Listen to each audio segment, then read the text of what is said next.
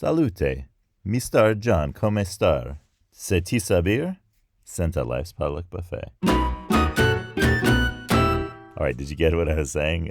If you had a sense of what I was saying, then you understand the importance of a pigeon. And no, I don't mean the birds you see in parks and squares and cities around the world. Those are pigeons. But I'm talking about Pidgin, a language that develops as a means of communication between speakers of different languages when they're in a shared situation. And you'll find that a lot of these pigeons come up in places where there's a lots of trade. And that is because there are people doing business and able to get into the area, usually by ship traditionally, from many different far-off places to one place, and they all have to talk to each other. You start to see this development of a pigeon. And then if that pigeon becomes a language that has its own first language speakers, then linguists call that a creole. And that creole is simply a natural language because it becomes fixed in form and it's no longer as improvised and variable as the pidgin is. And it has speakers who speak that language as their first language, and it starts to behave in a very stable way. So where does the word pigeon come from? Pidgin. Oh, excuse me. Papa India, Golf, Delta, India, November. Well, pigeon is probably a modification of the English word business. And it was seemingly first used in the ports of Guangzhou. I tried to get the pitch right. So if you are from Guangzhou or any place else near there, let me know if I got it right. So in the port of Guangzhou, it's a river city, right here in River City. It's a river city that's north of Hong Kong, and it's a big city. And a kind of business English developed there for global communication a long time ago. And eventually it came to be called Pidgin English. And that is where we get the word pigeon from, most likely. That seems to be the agreed upon etymology of pigeon. At the beginning of today's episode, I was using lingua franca, or as it was known to speakers of it, sabir. And that's where we get the word in English savvy, because sabir means to know, sabi means you know. That is ultimately it's from the Latin language, but it's a Romance version of it. It simply could be from any of the Romance languages, whether it's Portuguese or Italian or Spanish, etc., or Venetian, or you name a language that is descended from Latin, and in and around the Mediterranean basin where Sabir was spoken as a trading language, then you probably will see that you probably knew that if you're familiar with any of those languages, even a little bit, you probably got a sense of what I was saying. The words sounded very familiar, even though they were kind of a little bit different. So that base language of Sabir, which was the lingua franca of the areas in and around the Mediterranean, in southern Europe and in Africa and in West Asia. And it has a base of languages from the Italian peninsula and Spanish and Portuguese, along with lots of words in Arabic, Turkish, Slavic languages, Greek, and other languages of the people who were speaking it and who were coming into contact with each other.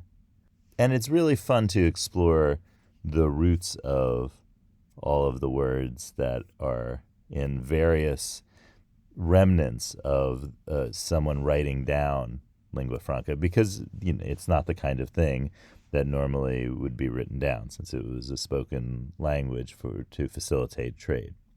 Now, you asked me, John, well, why isn't it, what is franca all about, lingua franca? Because that sounds like it's related to the word for French. So how come this language isn't based on the French language? And that is an excellent question. And the answer is because to people in the Mediterranean basin at this time, in and around the Mediterranean basin, the idea of a Frank was generally a person from Western Europe and such places generally. It wasn't specific to what the same Franks that we get the name France from, because that the name France and all of the words related to that is from the same root of the word Frank in lingua franca, but it is that original group who were from the environs of parts of France near the Rhine River, and also up towards Belgium and that area as well.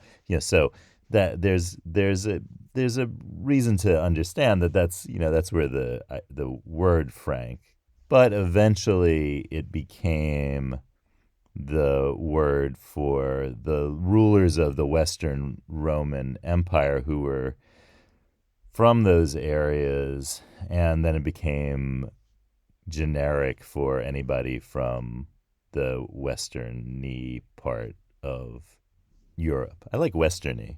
That's a good adjective. So that's why it's lingua franca. It's actually the base looks more like a language of the Italian peninsula or Spain or Portugal. The base looks much more like those areas than a French base. It's not a French base. So the franca part is only because people who come from this western and southwestern Europe are really the language. Their language is the one that there's a kind of base of. And now lingua franca means any language that's spoken to communicate between groups that speak another language as their first language. So, for example, many people consider English to be a lingua franca in many parts of the world where various groups speak a different language and want to be understood to each other in a language. Nowadays, English is a common choice, and there are other languages that qualify as that as well around the world.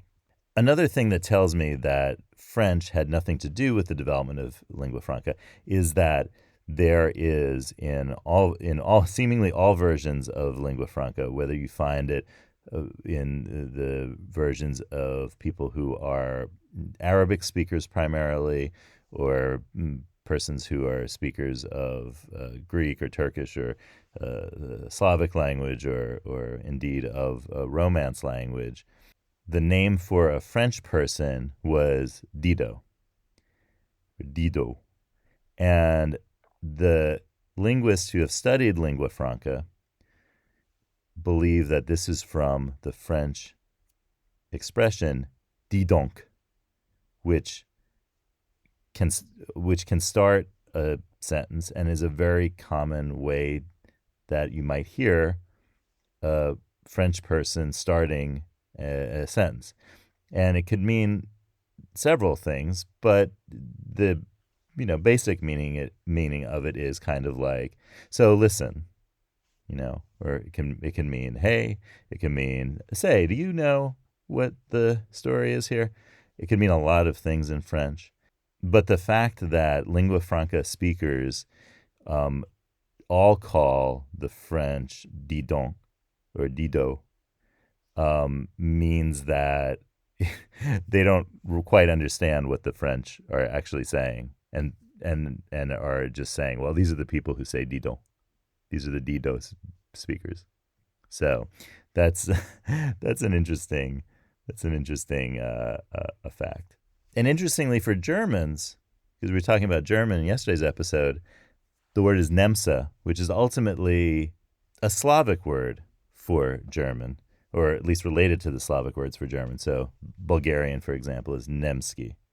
So that and so you can see that there's not a lot of there must not have been a lot of German speakers in this mix, because otherwise there would be some word for German, kind of like dis donc for French, French people.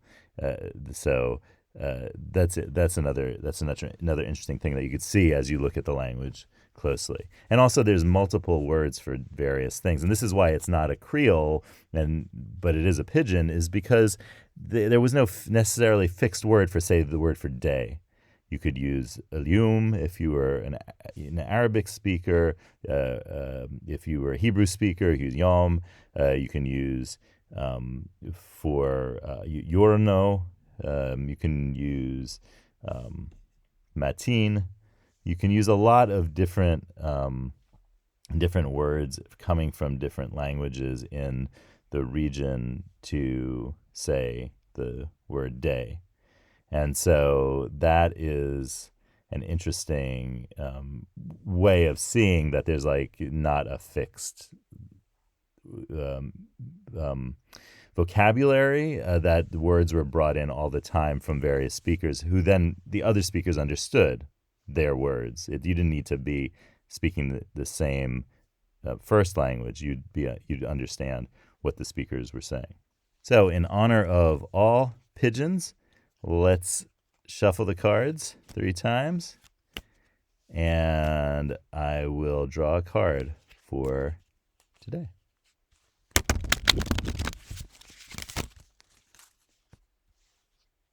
And here it is.